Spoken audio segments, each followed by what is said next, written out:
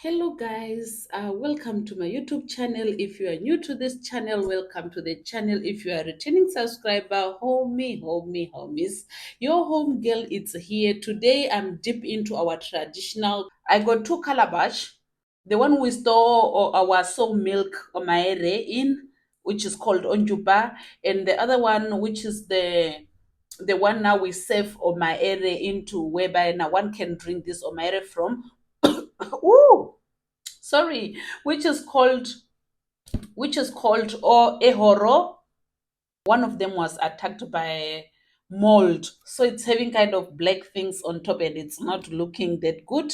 So I just want to bring them back to life by applying the Ochre Clay or shidenu. So before I apply this or the Ochre Clay on it, I'm going to call my mother, ask her how to apply this oshide into these two calabash. So now, without wasting time, let's call my mom.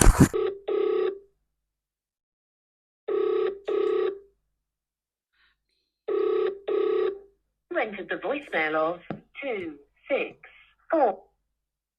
Aiwo, let's try and call her again. The number went on voicemail. Let me call her again. Yeah, habari njimaikonda konda moro meta ha?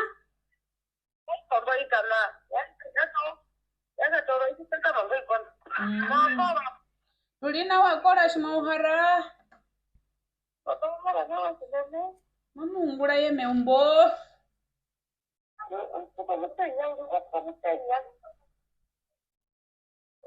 What for meeting? No, Mia.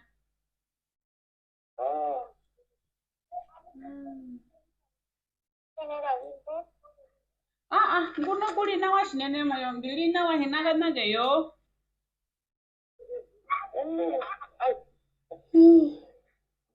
Mevangona.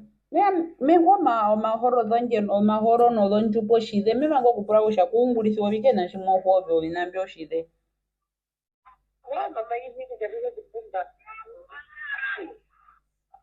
Omaihi aerike. Maihi ngodo storanga nama kukudunga na maihi na ipo yo yanda ludwa. Okay. Oh, shiwa huno no madhe mashitunda shiwa tora. All right. Okay. Ngolewe mai theta. Peri nawa. Ohare nawa.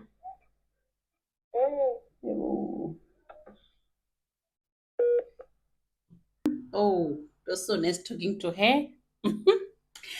I called my mom, I talked to my mom, I asked her about what should I use when I'm applying this Ochre Clay on my calabashes, on my calabash.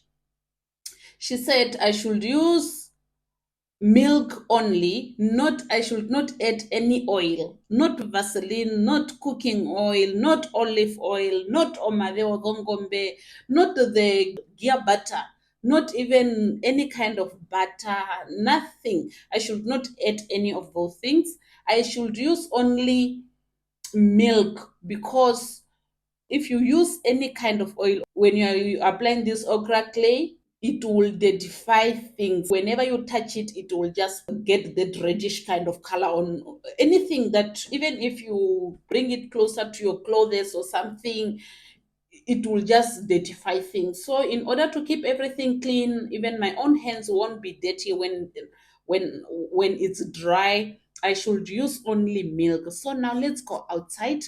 Let's go and see these calabashes. Let's go and see this Ochre Clay, and we'll take some milk along. We're going to apply this on my traditional equipments so that they can get back to their life. I'm opening this tin where I store my Ochre Clay. That's the Ochre Clay. Yeah, it's called Oshi there. I'm going to apply it on the calabash, on its lid and the spoon. The same process, I'm going to repeat it on the main calabash. This is the small calabash whereby we save cultured milk or cold omairo soy milk into before you drink it. The other one is the way we store milk in it. So, oh, my spoon is about to be blown by the wind. I applied the milk first on the wooden part of the calabash or on the lid, and then from there I applied the ochre clay. The process that I did on this spoon, it's a wrong one. I'm doing this because where I'm staying, where I am currently, I'm in the United Kingdom, far from home. And there's no way I can get proper soy milk here, proper milk here. I'm not going to drink with this wooden spoon. I'm just going to use it for something else. You will see it very soon.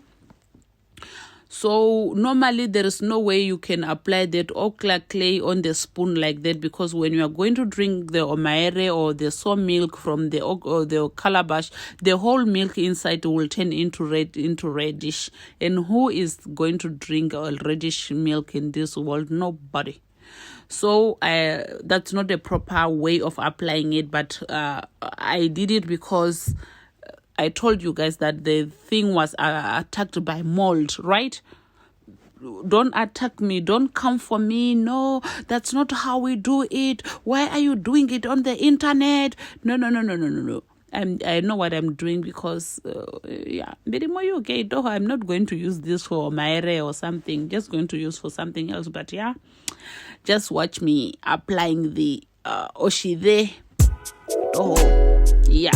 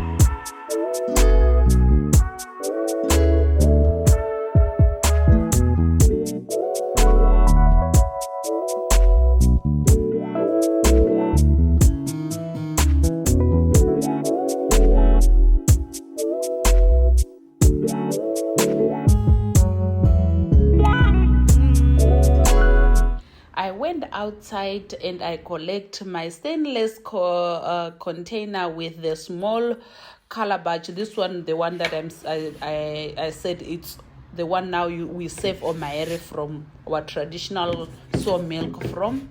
We save it from this container, and you can see how my hand is clean, very very clean. I keep touching it. I can also still wrapping my hands over this lid. Still, there is no like my hands is getting dirty because my mom told me.